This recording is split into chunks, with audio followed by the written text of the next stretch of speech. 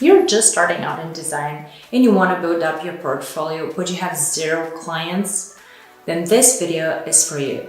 Today, I'm sharing with you my 6 tips of building up a portfolio without having any prior clients.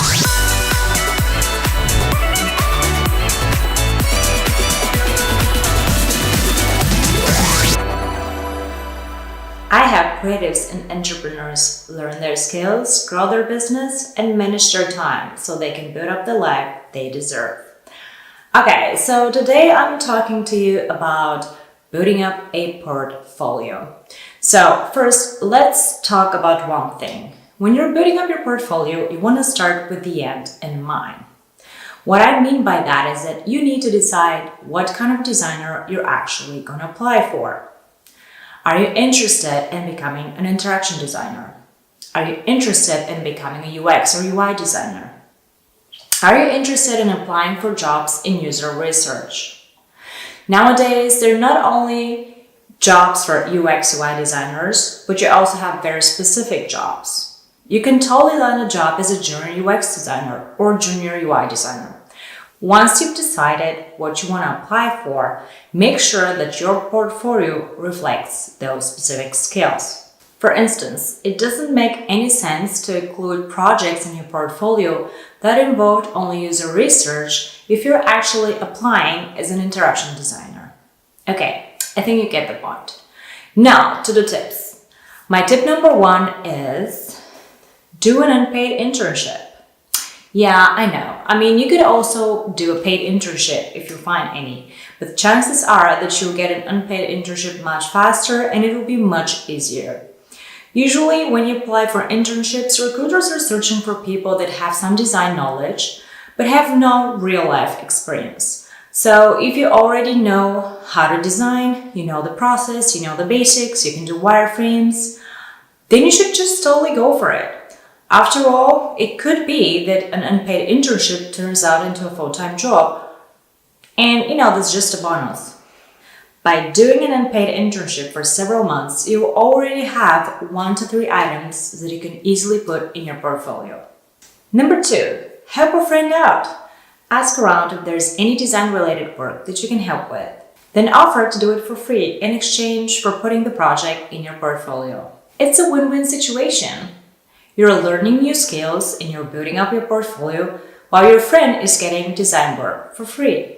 Tip number 3, join a hackathon. I love hackathons. I've joined hackathons several times and I think it's amazing. It's not only amazing because you meet great people, but also because you gain a lot of experience in a short period of time. Usually hackathons are between 2 to 3 days and they take place over the weekend. Just go to meetup.com or Eventbrite and search for hackathons. One of the most famous hackathons is the Startup Weekend. If you can, I beg you, join a Startup Weekend hackathon. Bottom line is that by joining a hackathon, you not only meet great new people, you practice your skills, but you also get a chance to put at least one piece to your portfolio. Tip number 4, freelance. Okay, I know this doesn't sound obvious, but think about it. If you already feel confident in your skills and you're eager to gain experience, but you actually can't get, your first full-time job, then there's a lot of things out there that you can do. For instance, freelance for a low rate.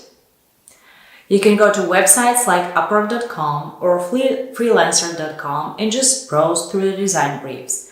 Then if you find something that sounds interesting and matches your skill set, then apply to do the job. Just be upfront with the client that you're still gaining experience and you're going to use this project to build up your portfolio, which is why you will charge him or her less money than usual. Number 5. I know this one is pretty standard. Just redesign an already existing product. I think almost everyone gives that tip, I'm not sure, but that's for a reason. I mean, there's so many products out there that are popular and they still have so many flaws. So just take one project and write your own brief. After that, solve the problem. Remember, showcase your process, don't just post pretty pictures. The last tip that I have for you is to enroll in an online course or a design bootcamp. Most of the paid courses and bootcamps actually offer example projects that you can put in your portfolio. The only downside is that if you joined a popular course, it might be that there are other designers out there that have the exact same projects in their portfolio. So if I were you, I'll be really careful with that one. In conclusion, I just want to tell you that you should pay attention not only to what you put into portfolio, but also to how you structure it. Make sure you first write an intro paragraph describing what the problem is and how you're intending to solve it.